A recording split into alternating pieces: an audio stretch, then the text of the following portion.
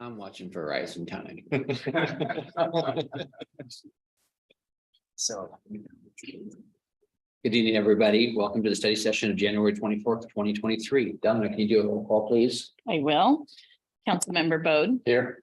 Councilmember Sherman. Here. Councilmember Gutierrez. Here. Mayor Inesco. Here. Deputy Mayor Schmidt. Here.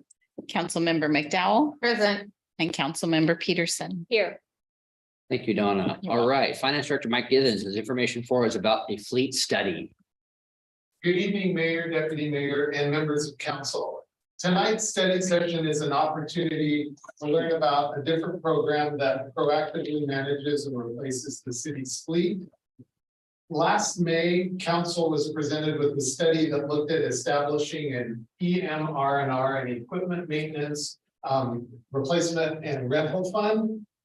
One of the challenges, if you'll recall, during the budget process with that program that really prevented us from implementing it is the amount of money necessary to even begin to get it started. In the first year, it required $585,000, and in year two, it was just a little over $680,000. The city's fleet, as a reminder, also through that study, had an average age of 14 years a year ago. So we're in a place where we need to consider some plan to replace our vehicles. We just started the fiscal year, but we know we need to start planning for 2024, and it'll prove challenging. So we want to begin the process of preparing for the budget now. This is another reason to begin studying options for replacement of city vehicles. Additionally, two of council's goals that relate to this are to manage the full life cycle of community assets and develop and maintain transparent, long-range financial plans across all the funds. So not only does managing the assets we have serve as good financial stewardship, but it also serves our public's well-being by having a fleet that's current, that works well, that mitigates maintenance costs and responds well as needed to serve our employees who will have reliable, modern, safe vehicles. Many of our public works employees and certainly our police officers work out of vehicles truly as their office environment. So we want to have a plan to be able to keep modern, efficient vehicles in our fleet. So tonight's presentation on the enterprise fleet management model is presented by Joe Hatcher, Senior Account Executive with Enterprise Fleet. He has a presentation and then we can answer your questions. Again, our purpose is to present information tonight so that we can start to plan in the budget process how we can build a budget that accounts for fleet replacement. So I'll turn it over to Joe. Thank you, Mike. Mayor, Deputy Mayor, appreciate the time. Yeah, my name is Joe Hatcher. Work with Enterprise Fleet Management based out of Renton, so we cover Washington and northern Idaho. Enterprise Fleet Management is a division of Enterprise Rental Car, which most people are quite familiar with, and then probably using somebody. The shortest way to look at what we do on the fleet management side is, in order to run the rental company that we run, we manage a little over 2 million vehicles that we own and operate. We have to be good at managing fleet. We have to know how to control our costs and keep things safe and efficient and reliable. In a nutshell, our fleet management arm just lets our public and private clients tap into the same infrastructure and economies of scale and resources that we have and expertise. And it's not a one-size-fits-all program. If there's an area where it makes sense to partner with Enterprise, great. If it ain't broke, don't fix it. So everything's customizable. So obviously we're not going to go into everything here, but if it has something to do with managing a fleet, we have to do it on our own for our own vehicles. So the primary reasons our public clients partner with us are acquisition, funding, maintenance, fleet planning, and resale on the back, just making sure we're keeping the total cost of operating our fleet as low as we possibly can. Beyond that, there's sustainability goals, carbon footprint goals, right? Being able to bring in electric vehicles at a faster pace than we would be with the traditional pay cash in and run the grant model. That's pretty typical for most government fleets. I think Children's probably the same.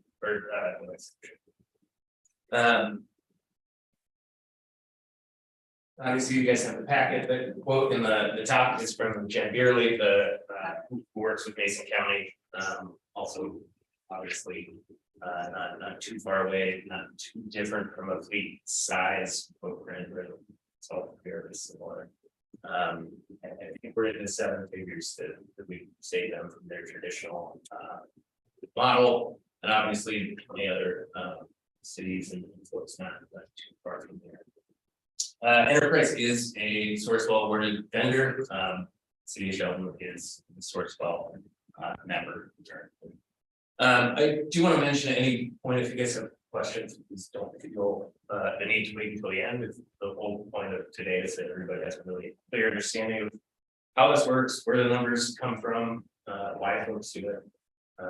So yeah, please don't hesitate to stop. So you say this county saved 7 figures where exactly? It'll probably make a little more sense when we get to the financial model, but we just took what they had been spending in acquisition, maintenance, and fuel year over year. Basically by taking advantage of the government purchasing power that you guys have, just by being maybe the city of Shelton, but the way manufacturers community was part of the entirety of all government entities in Washington. So the way you buy vehicles, it isn't like how a commercial client buys them. It's not how a retail public buys them. There's usually an opportunity to reduce costs by replacing most of the vehicle types. It gets out quite a bit sooner than you traditionally used to capitalize the resale. Just like we do with our rental fleet, we don't keep our vehicles 1 to 3 years because it's more expensive to do that.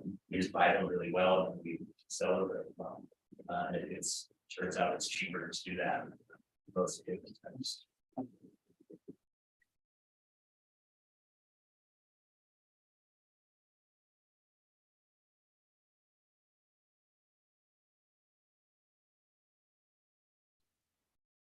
So if you take the cost of really any vehicle, whether it's a dump truck or a golf cart, there's 3 main costs that you'll incur: depreciation, maintenance, and fuel.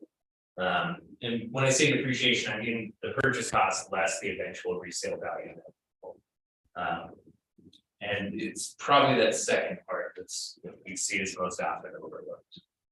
The acquisition piece you guys are already going to do is better than anyone else can, just by the nature of you being a government entity and the purchasing power that goes with that. But with any vehicle, when you buy a brand new vehicle, it's going to lose value faster in the first couple of years. Eventually, by the time it's 15 or 20 years old, it's really not losing any value. It's already fully depreciated.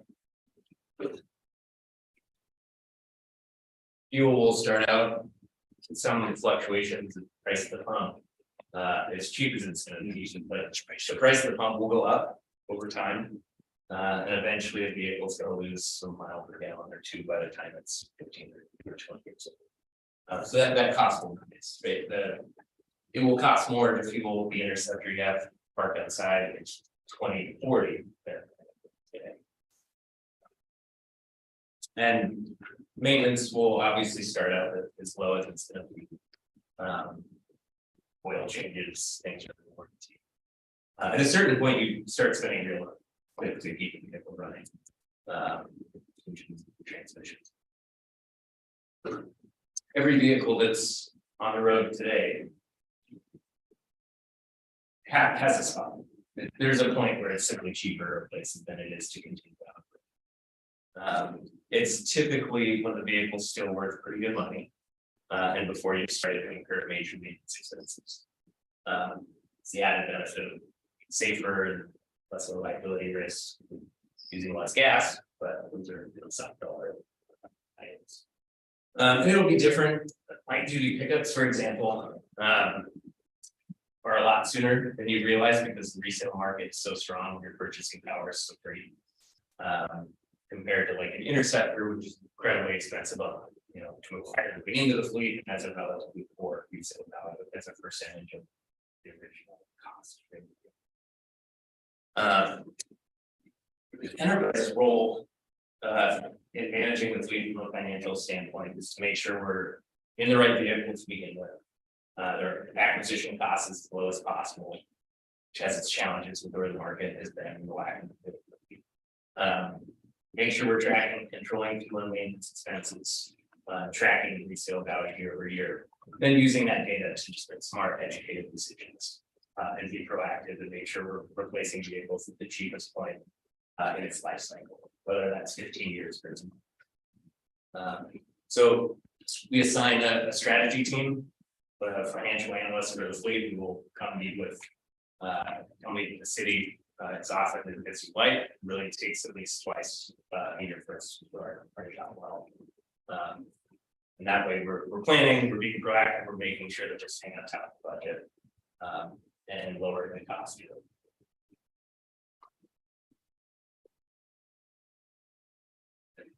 Most governments, can't give too many examples, typically just run them until the wheels fall off, right? It's always cheaper to buy transmission than it is to buy a vehicle.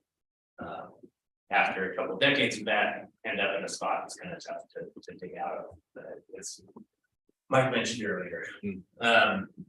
The way that all of our, I think Skagit PUD being one exception, the way that all of our government clients in Washington choose to pay for vehicles is through an equity lease, open-end lease, or municipal lease for us. Probably shouldn't have really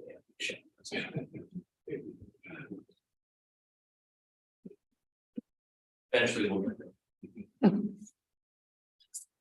Obviously with the cash purchase, right? Everyone knows how that works. We throw a check for the cost of the vehicle plus sales tax. Finance, we're just spreading out that exact same outlay over a set.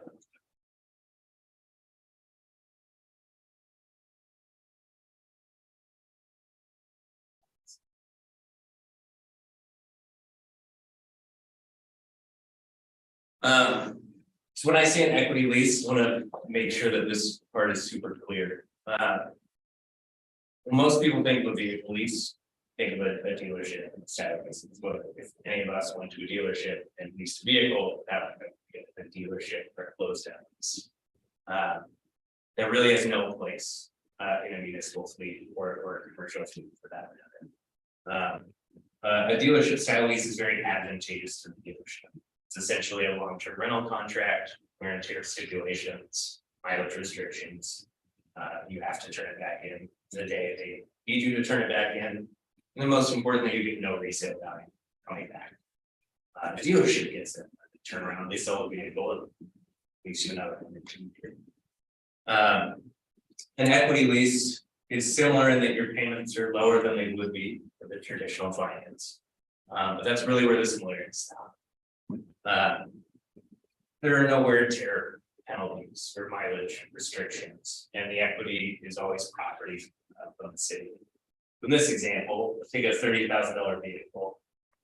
If we anticipate that the sweet spot to replace that vehicle will be in, we'll say 4 years, to keep it simple with this, we would just finance the vehicle from 30 down to 10. If we were correct, and it does make sense to replace the vehicle 2027, the vehicle is worth 15, like we anticipated. We're replacing the vehicle.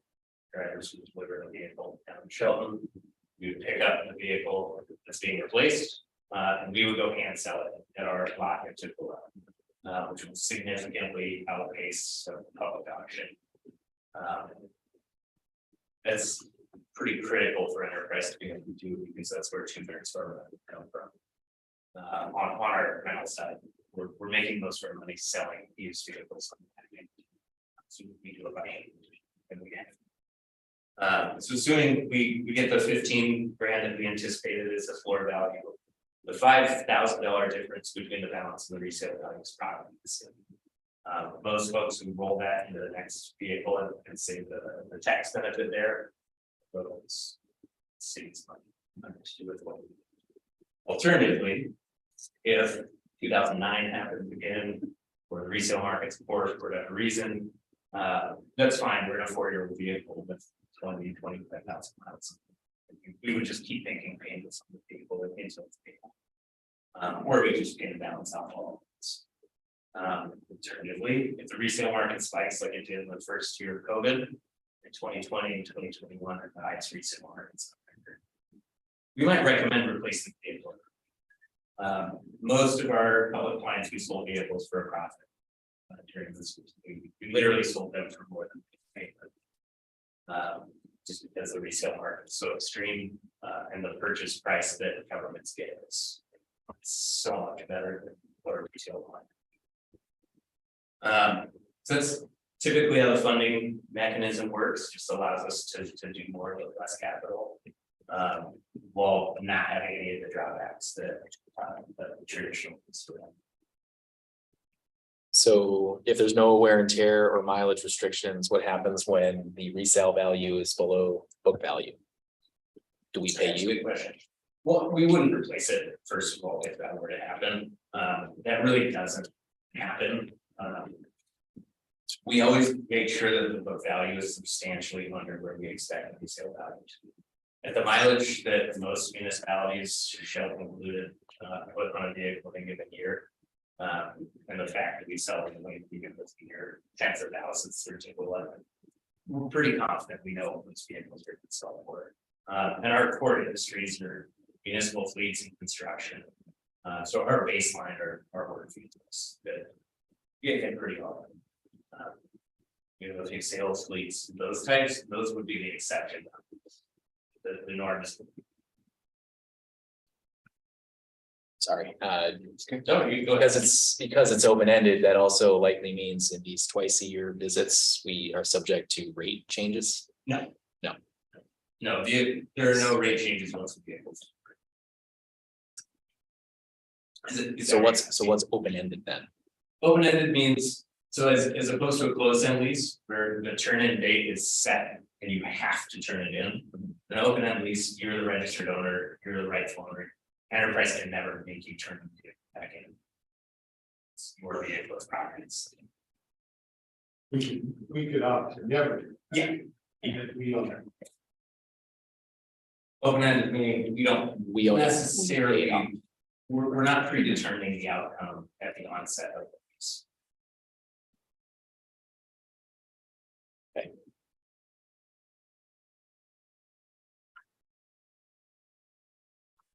Questions on that? Leasing part? Okay, that's a good one.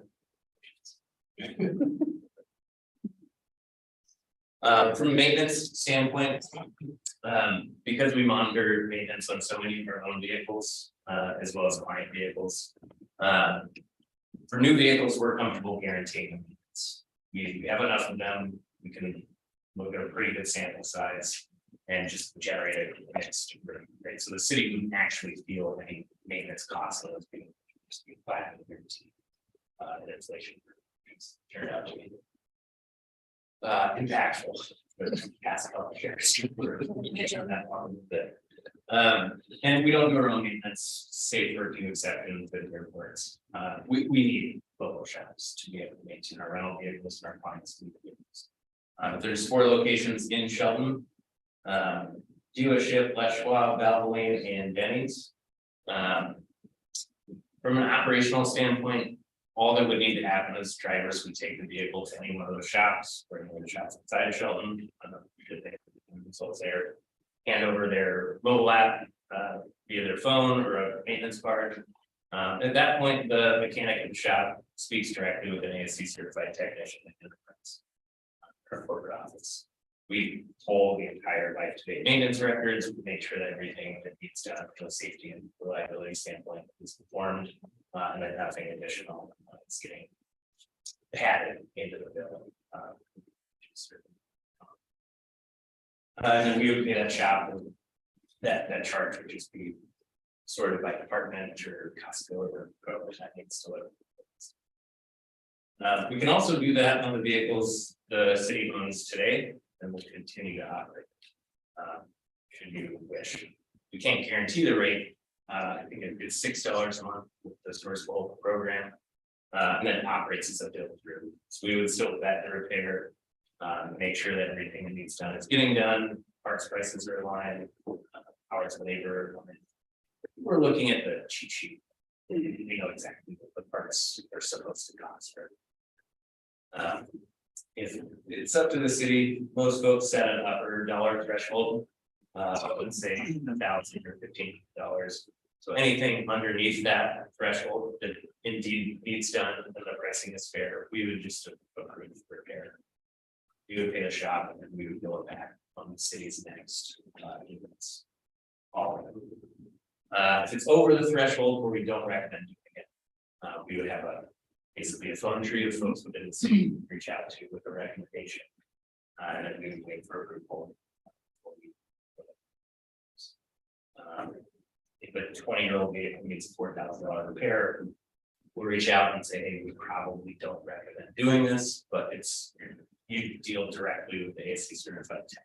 The city wouldn't deal directly with the shop. Questions on the maintenance piece?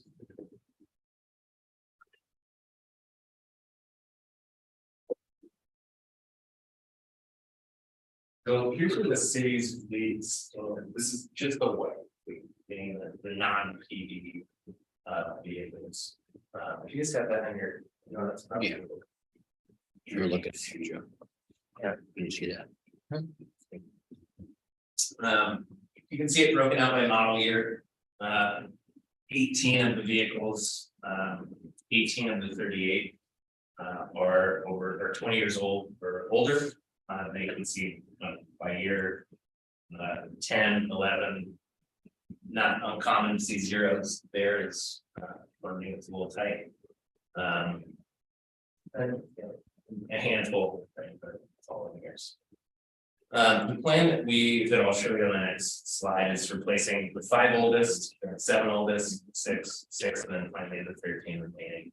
There's one vehicle we would recommend keeping the fleet. It hasn't been driven enough to probably warrant replacing. So I do have a question, because when we were looking at the FCS report back in June, we were looking at 121 units and only 30 of those were police vehicles. So right now we're only looking at 38 of those vehicles, just trying to compare apples to apples. Can you, and then maybe a staff question, can you explain the distinction between 121 or even 191, or excuse me, the 91 versus this 38? Sure, we have 63 vehicles on the data I'm working on. So between, I have a similar analysis for PD that I broke out separately, just to make sure that the 2 vehicles are different. As to the. Well, we didn't include the vehicles that we currently have on our EM&R. And the vehicles that Enterprise doesn't recommend or really work on, like street sweepers, Vector truck. Those sort of. What size trucks? Yeah, over The big- Other equipment? the big Yeah, dump typical trucks. down as a 1 ton and below, it's gonna fall pretty squarely in our wheelhouse. Between a 1 ton and needing a CDL, so 6,000 GVWR. May or may not make sense to work with Enterprise, we can certainly help fund them. Their life cycle sweet spot isn't gonna tend to be super soon. Where it will be with most of the simple lighter. So if we did choose to go with this, we'd only be looking at a little less than 60% of our fleet being enrolled in this program. Is that correct? Is that what I'm understanding? Okay, thank you.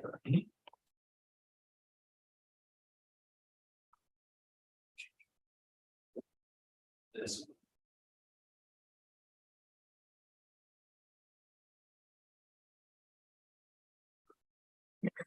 So to actually implement a plan, I'll go through a couple assumptions. So there's 38 vehicles, they're currently on a 19-year cycle. So we just take their last 5 years of purchasing, and if you were to continue doing that into perpetuity, vehicles riding today would come out 2048.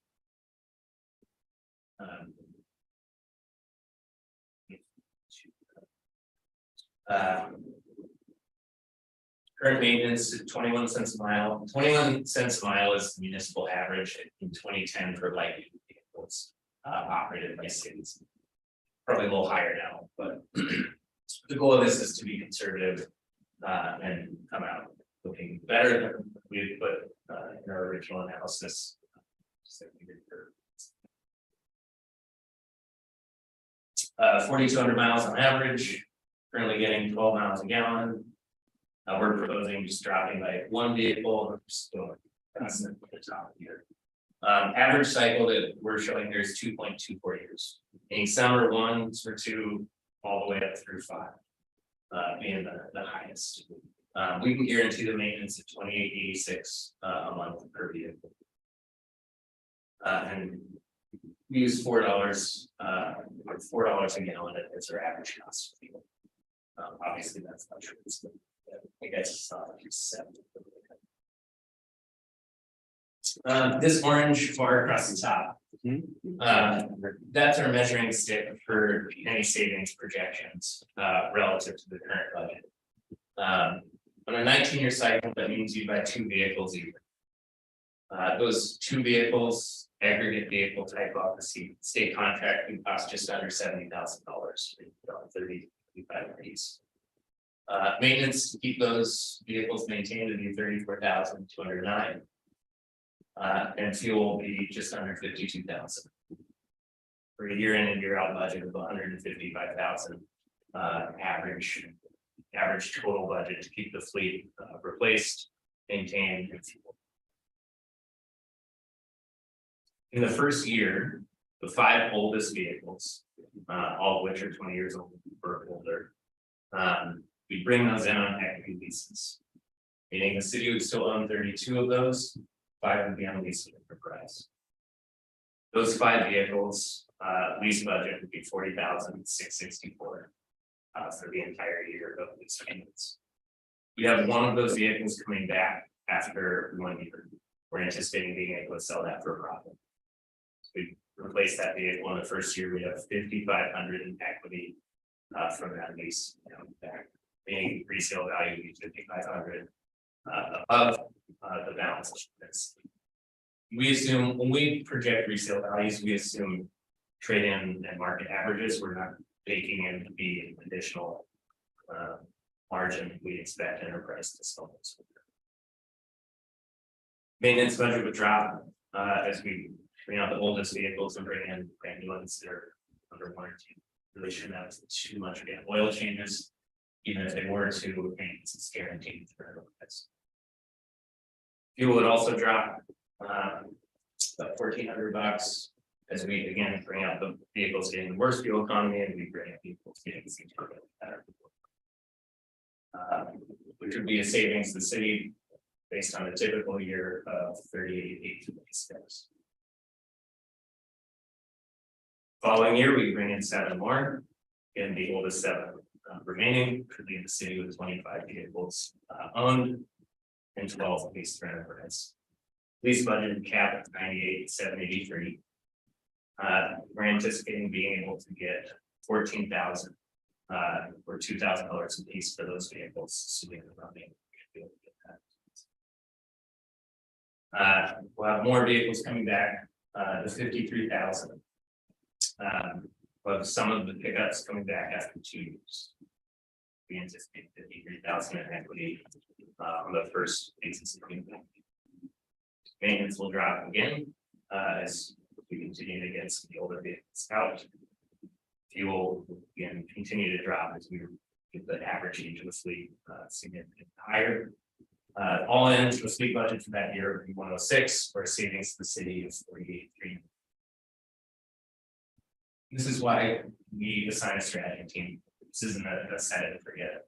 We need to come make sure that we're hitting the numbers we projected, and if there is a way to save more money by re-strategizing, replacing vehicles sooner, keeping them longer, whatever that may be, bringing in electric vehicles if that's the directions we'd like to go. They're all things that we can it. Following year, we bring in 11 more, leaving the city with 19 owned, 18 on lease. Lease budget be 186. And that year we have 21 coming back from resale, 6 vehicles at $3,500 a piece. Equity from lease vehicles coming back to be 66. And maintenance and fuel drop. Anticipated cost of the city that year of 14,000 based on it typically. We keep going through the following years.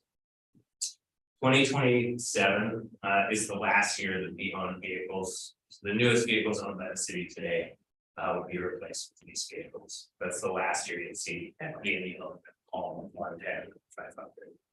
Assuming we can get $8,500. 99 coming back from equity leases, maintenance budget at 12. And at this point, we're just fixing the maintenance and fuel budget. We're not anticipating any increases. It's all 5 years older. Fleet budget be 157 without a wash, $700 more than typically. As the next 5 years go by, we continue to stick mostly to the original plans on repeat, continuing to replace the equity leases at their target and capitalizing on the equity in those vehicles. It's obviously going to be more because we have more vehicles coming back each year to take advantage of it. Altogether, we expect this to save $107,910 for the next 10 years and replace every vehicle in the city's fleet at least twice. The average sustainable savings from the bottom middle right, 33.94. That's the average savings of the last 5 years of the model. The reason we do that is because the first 5 years of the model are supplemented by selling vehicles the city owns outright today, which are not going to be there in years 6 to 10. So it's important to make sure that sustainably we can continue to lower the cost to the city, not just supplement it with selling off the vehicle, the city's assets to the first 5 years.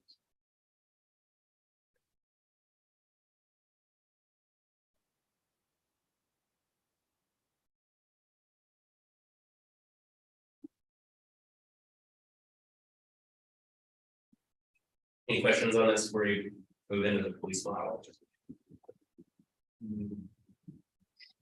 Maybe could you clarify for us when you talk about turning a truck in a year, let's say, we use, a passenger pickup truck. To go up and pick up garbage, we put city Shelton stickers on the door, we put flashing lights in the grill and on the roof. How does that factor into that then? Are we supplying that, pulling it off? Do you care if we do that? Yeah, it's a good question. No, there are no restrictions on what you do to a vehicle to upfit it, as long as it's legal. So there are a bunch of ways that can look. It's entirely up to the city. Enterprise can facilitate having graphics installed or removed, beacons installed and removed. If the city does that in-house and continue to do so, then there would be no change to that process. As much of the equipment as we can transfer from one truck to the next, equipment will typically outlast the truck. Expected for 1 to 5 years. So yeah, we would outfit the trucks within height to be able to reuse the equipment. And there are ways you can order them from the factory. You want to get as much stuff coming from the factory and pre-install as possible. It just tends to work better. We'll never sell a vehicle with logos on it. I don't know if that's the law or if we just choose to do it, but it's certainly not a good idea to sell a vehicle with logos on it. Every time we'll evaluate if it'll be less expensive to sell the vehicle with the equipment versus without. It's almost always cheaper to take the equipment off than to use it. A few exceptions, but by and large, we would aim to reuse that equipment, whether enterprise facilitates the city does. Yeah. Who does that now? We buy a police car, puts the cage in and all of the equipment. Do we do that? We do that in-house. We do. Okay. Question. As we all know that insurance is going higher and higher, are there any insurance benefits to doing this versus the way we're doing it now? As it costs for us? Yeah, you probably use one of the risk pools or. Yeah, WCA. Yeah. the physical damage component, right, ensuring the vehicle if it were to be totaled or damaged, will probably go up and liability should come down, right, because everything left and upgrades. The city has an appetite to do it, we can make sure everything has autonomous braking and make change, it's just everything on backup cameras. So usually liability exposure goes down significantly. There's a couple years on that note to keep in mind, 2007 and beyond. This doesn't apply to 1 tons and above, they're on a different set of rules, but the 250, the 150 and below. In 2007, every vehicle will have anti-lock brakes in it. Legally has to. 2018 backup cameras, and 2012 is electronic stability control. It's like a little squiggly car with 2 squiggly tire tracks behind it. Cut fatalities in half. Probably more. It's up there with anti-lock brakes and airbags. That's price. In answer to your question, I would expect your physical damage to go up in your life. And the liability portion is by far the largest portion of the premium. If a vehicle does get totaled, that you require for enterprise, enterprise is total loss team takes over. This is the exact same team that our rental cars. People total a lot of rental cars. A lot of regular drivers, it's not their car, vacation, whatever it may be.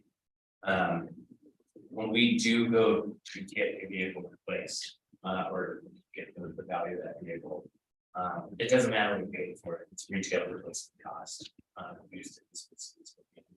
It's typical that we would get more than paid for that. Sets their whole jobs, negotiate. Yeah, the vehicle were to be total enterprise.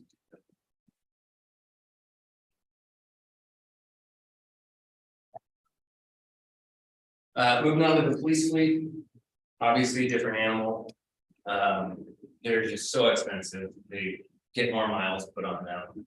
But it's also more important that they're efficient and safe. They need to go 100 and choose bad guys down. It's not always super nice outside. Here's where the police fleet stands today. Can't see it super well, but in the top left, there's sedans, mid-size SUVs, and full-size SUVs. So that would be like your Crown Vic or Charger. The full-size SUVs would be the Tahoe or Durango. The mid-size would be the so everything this model is like for light, but it'd be some opportunity to make some changes. So in the orange bar across the top, you can see a couple other assumptions. We're still at 21, 22 cents a mile. There's 25 vehicles in the fleet. Average miles are 11,500. It's substantially more than we're putting in triple with regular boats. An average 10 miles a gallon, which isn't atypical for police just all the idle time for drive. New vehicles should be $58 a month, average maintenance cost. And we have these on a 5-year cycle. So we keep them 5 years, we 60,000 miles on them. So if the city were to buy 4 a year, to get back on track, that would put you on a 6.25 year cycle. So we bring it in now and replace it in 20 years. That would cost $248, about $250,000 a year just in acquisition. Maintenance would be 63, fuel 15. So total fleet budget would be 426 to keep the fleet 6. In the first year, there's 10 to be replaced, which are the 10 in this box on the left. So they're 08s, 09s, all the way up to 13s. Lease budget be 150,978. We're assuming we'd sell the current police vehicles for 1,000 piece, probably security somewhere that will take those. Maintenance obviously is gonna go down, fuel will go down. Total fleet budget would be $291, we have 10 new police vehicles. Is of note, we don't do police vehicles for every single one of our clients. Different folks, different animal, we do for Mason County. And it's worked out really, really well. The next year we have 2 more. So we get up to 12 on lease. Lease budget would go up to 180. We're assuming we get $2,000 a piece for those. We can go roll into our. So the next few years go by, we'll bring in 6, then 2. And then finally 5, and that will be our final year. At that point, everything 5 years in, 5 years old. We'd sell those $8,500 a piece, 42.5, and we finally sell our first police cars. We over depreciate those significantly, to your question earlier, because we know how they get through. The resale market for folks wanting to buy a 65,000 mile police car is just not the same as the folks wanting to buy a 4x4. It's a lot tighter market for really, really expensive. So we have 10 coming back that year with about $12,000-13,000 in equity. Assuming they use the typical police kind of things. Being not pretty good. We basically repeat the exact same plan we went through the first 5 years. We just don't have any equity from the fleet. From the own fleet, we just have equity from the vehicles. So maintenance would cap at 17.4, fuel would cap at 92. For 3 years where we anticipate an increase in cost from the typical year of the city money for all in it'd be 387.5. Less expensive to the city. Also making some pretty marked improvements in carbon footprint. So Joe, I appreciate you giving us the conservative numbers. That makes my heart happy. My question being, if we're looking at things like annual mileage and it turns out that we're way low or way high, what impact does that have on these figures? And do we have any idea what our average annual mileage is? Like for police fleet, it's probably harder to average for our other vehicles, but do we have any idea, city staff, what that is? Because I'm assuming this is like your average with the customers you work with, right? This is your. Okay. Yeah, these are. Yeah. Currently your police fleet drives an average of 11,000. Obviously, to your point, some are gonna go more, and some are gonna go under. So they might change in 5 years, but they all go less. We might put it slowly to take people to jail. But I would imagine that Mason County's police deputies fleet has a lot more miles than we do just because of the size of their jurisdiction. It's more. I don't have the number ahead. It's not wild. Our Eastern Washington folks tend to do 20, 25. Just based in between cities. The bigger jurisdictions, fewer votes. Fewer officers. If vehicles drive more, fuel costs will go up, maintenance will go up, and resale will go up. Right. If vehicles drive less, the exact inverse happens. Sell vehicles for more, spend less on maintenance.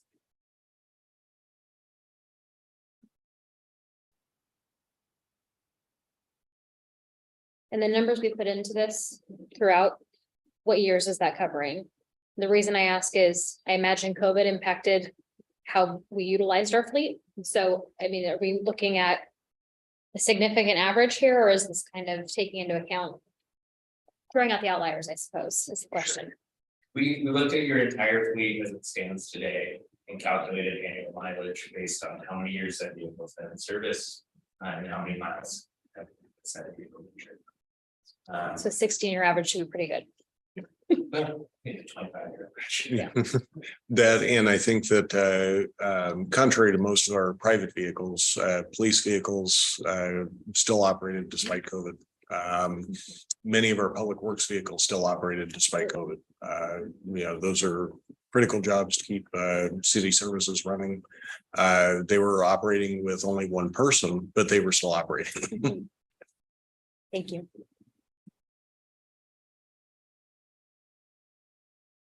Next slide, just as questions. You talk about telematics. Yeah, it's good. We partner with a company called Geotab. If you're not familiar with them, they do Uber and UPS. Use them. Knowing it, we picked them 7 or 8 years ago. When you're the biggest private fleet in the world, you pick your partners. Be careful. We looked at every company on the market. We picked Geotab. We like about Geotab is at the time they were the only, I don't know if they still are, the only company that makes their hardware and their software. So they have end-to-end control. The devices just plug into the vehicle, meaning we can transfer them easily. They have a $25 piece that makes it not possible for a driver to pull it out. And it makes it so the mechanic doesn't need to operate the vehicle or plug into diagnostics. Probably the thing we like most was the job they did with driver safety. In tracking hard stops and speeding and cornering too hard. And then from a liability standpoint, they'll actually recreate accidents before the driver is in an accident. They'll generate a recreation of exactly what happened. Where it's impacted, the exact location and orientation. The gear of the driver was every little piece of info. Additionally, that all flows through the enterprise website. Your staff members would have to manage this.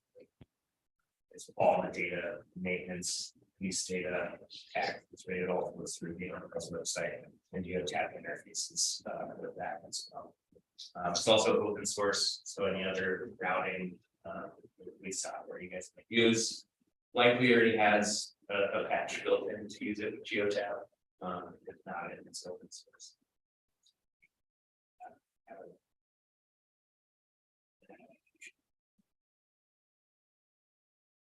Do you guys use telematics today? Yes. No, not through the vehicles. We have capabilities, but we're not utilizing it. So Sourcewell has special pricing for geotagging. That's it's about $20 a month. Another thing we liked about it is unique. Most companies do 3-year end contracts. So as soon as 3 years up, you automatically sign up for another 3 years with a return penalty. Geotab's 12 months, and then Does telematics data weigh into our rates? that would be up to WCA. I'd say it's with conventional insurance providers, it's about 50. But it's certainly. It's also a conversation that we would need to speak with our bargaining unit partners about. Yeah, it's a public resource. You know, I'm a fan of managing those resources effectively. And I would be as supportive of implementing the telematics aspect of this if this is something we pursue.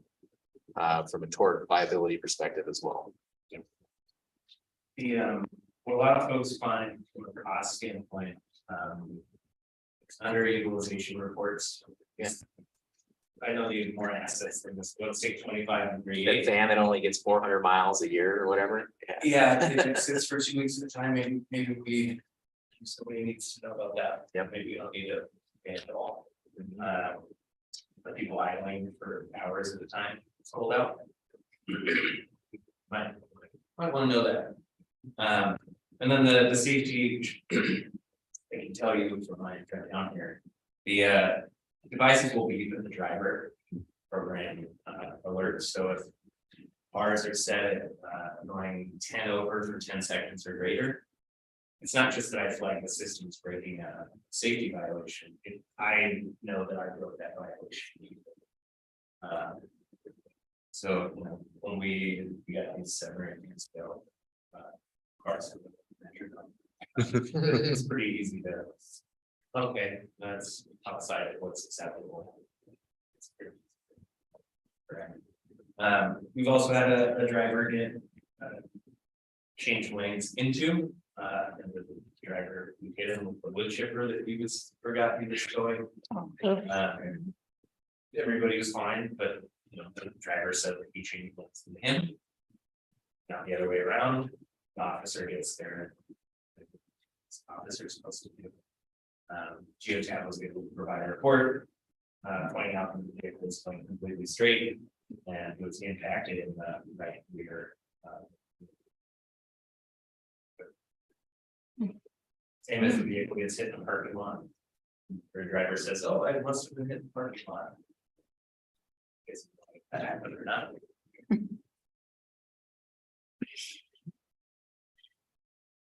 Just want to sum up what we've been talking about for the past 45, 50 minutes. So we get our buying power increased.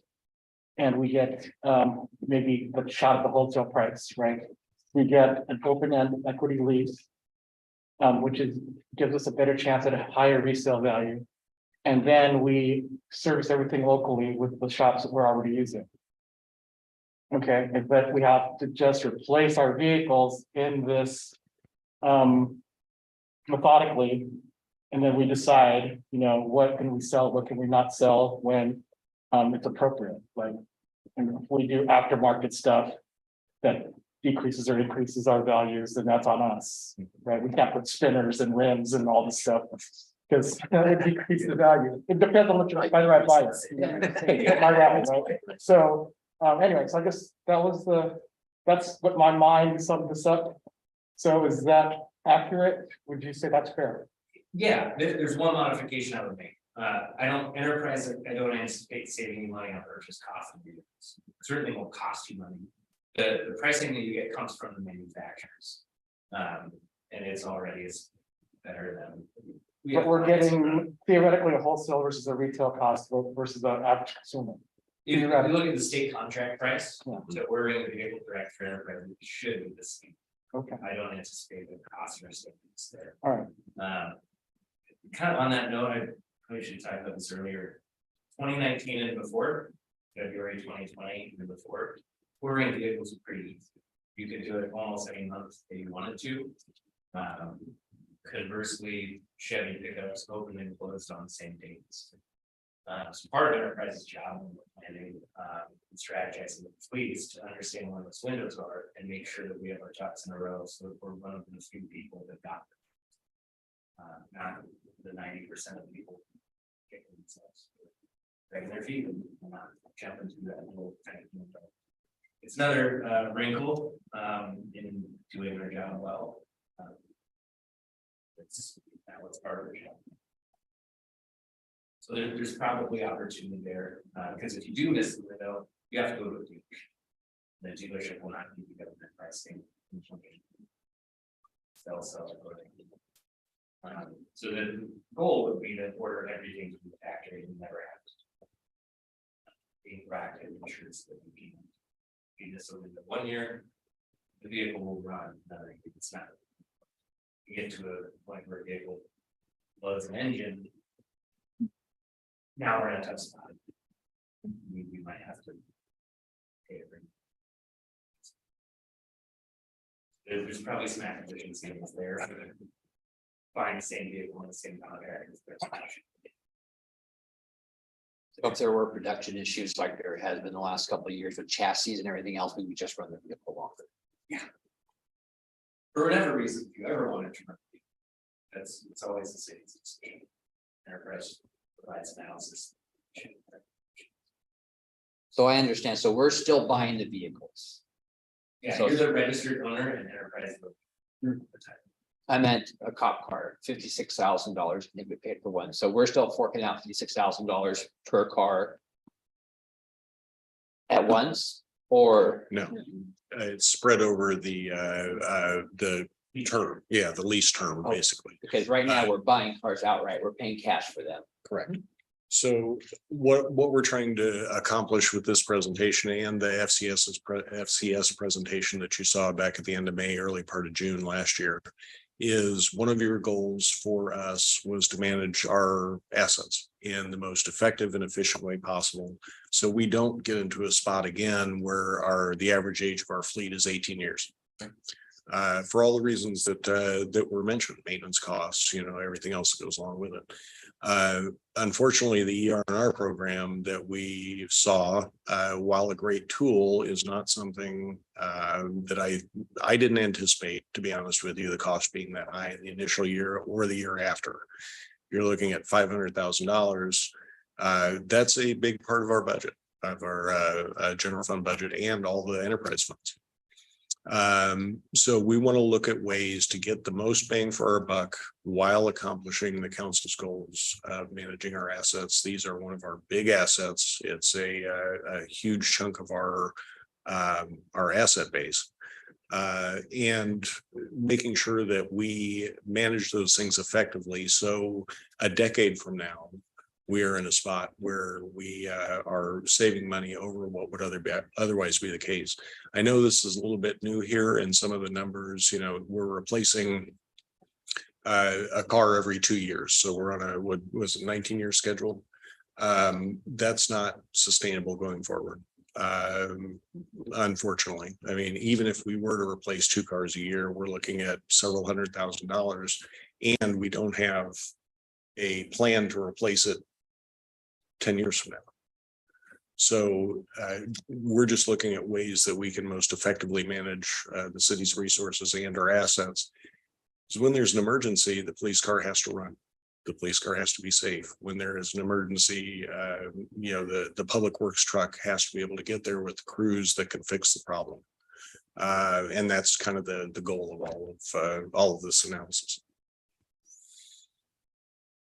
I guess for me, there's no disagreement on the efficiency step. It's, enterprise, your pitch on this is great. It hits all the marks. There's a articulable cost savings. You can handle a lot of some of the back office work for us. We can offload that. There's a savings there. There's time sucked on some of that stuff. But I got to remember the day that all the cars that the county ordered showed up and the public freaked out because, the county spending millions of dollars on vehicles they don't need and all this type of stuff. So my biggest caution is just our current format, the way we do things is we should be replacing our assets at a life cycle end. Now we're kind of going to be potentially replacing assets at a profitability scale, not necessarily at a life cycle end. And being able to articulate to the public, yeah, I mean, we're saving money over 10 years. To me, as being a good steward of the funds, at the same time, I would really want to tighten up on utilization. And I would just expect, Jeff, you would come up with a plan to track that and make those decisions when we need to. But yeah, I mean, replacing every 2 years the Parks Department rig that's got 5,000 miles on it or something. It's like that's kind of difficult to explain. Yes.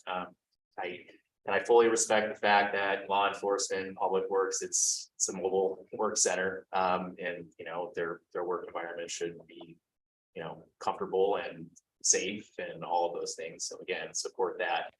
It's just for me, it's some of the perception aspects. As long as we can cover that, we've got a robust enough plan to hit that. I'm pretty supportive, and then it sounds to me like, well, one of the things I always cringe about with leases is lease and equity in the same sentence is kind of interesting too, but now I know more. But yeah, what do we have to show for it? And do we actually count it as the asset? Because again, tax funded ventures like this, there's not a tangible thing that we own necessarily, but it sounds like technically there will be or could be. So and entertaining those buyouts every 5 years might be a little bit difficult for me to swallow too. Like if we want to buy out this rig, Right. it's So several of the other cities that were on the slide that Joe showed you earlier, Sultan, there were a couple other ones. I've talked to and specifically talked to about their messaging plan on how they communicate that to the public, why it's important, that type of thing. Because you're right. I mean, 6 brand new shiny cars show up every year and people are, what's going on? Yeah. But it's really about articulating to the citizens of Shelton and Mason County, really, that this is actually saving us money in the long term. Okay. And it's about making sure our people that provide the community services like police officers, like the public works crews that take care of the streets and the potholes and everything, have the tools to do their job in a way that is most efficient. I think that's the biggest communication piece to share with the public.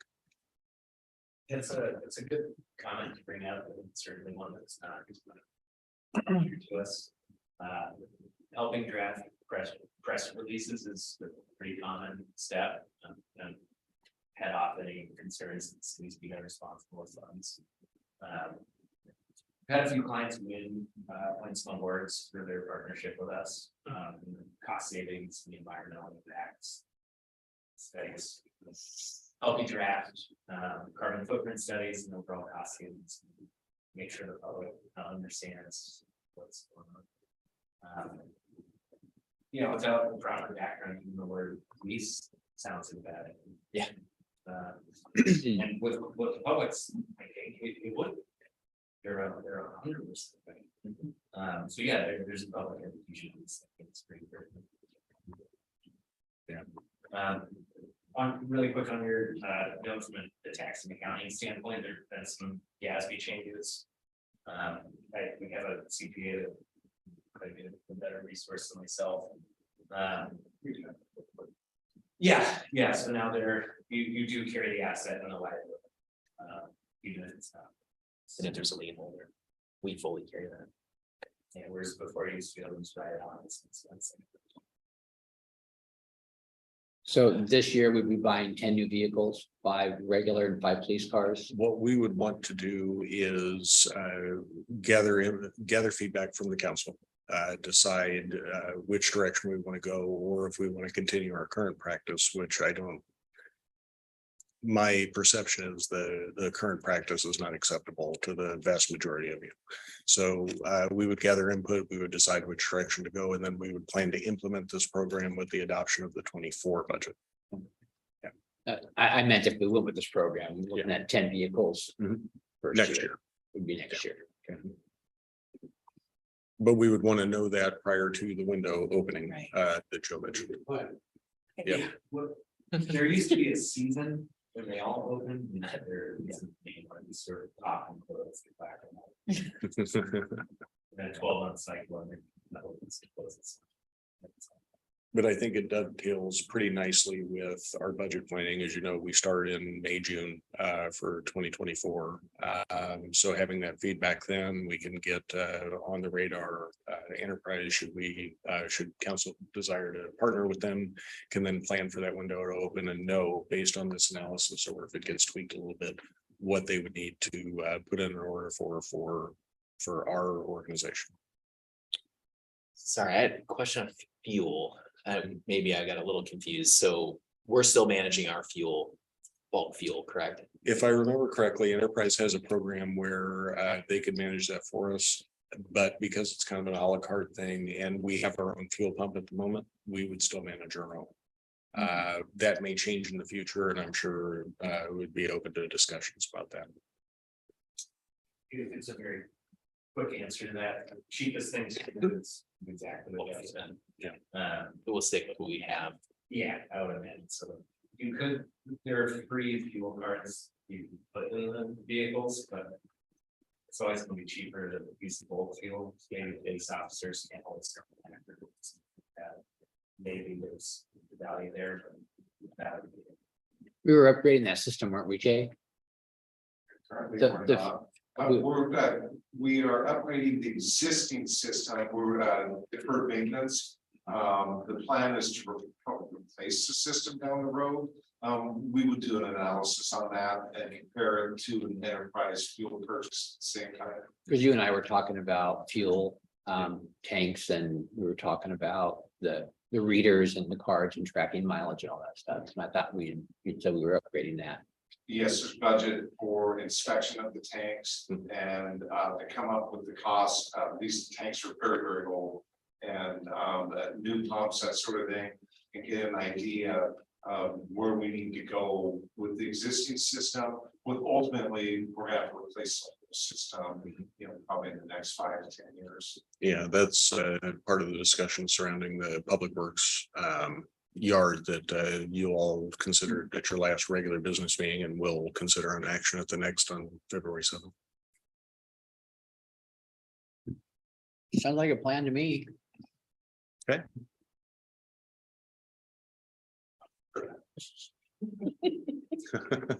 have one question. Will we ever consider full electric cars? For certain types of vehicles, I think it's probably appropriate. Code enforcement vehicles, things like that, where you have lots of starts and stops, which are not going very far. For things like police cars, probably not. Okay, I can't see that happening. But there's a mix there, but that also comes with a bunch of other considerations about whether you can get, I think they call it a phase 3. Whatever, the thing that sends the electricity down the wire. Charging station. There you go. And you know, whether we want the rapid charger or the overnight one, you know, all kinds of things that go into that. But I think in the future, there will be an opportunity to pursue them. Or hybrid. Or hybrids. Yeah, but. One benefit of not maybe keeping the 20 years is that it's technology comes out. We're not outlaying all of the capital to save up and buy these technology. Super relevant for 5 or 10 years.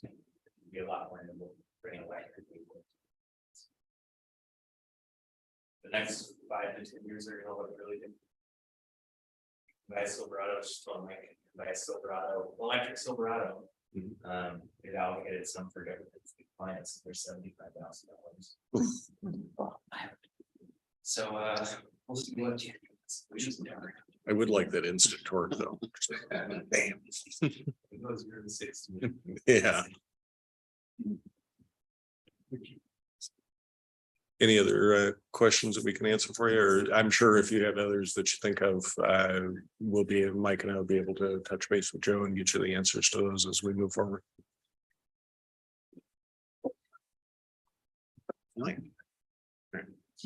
Okay, good. Thank you.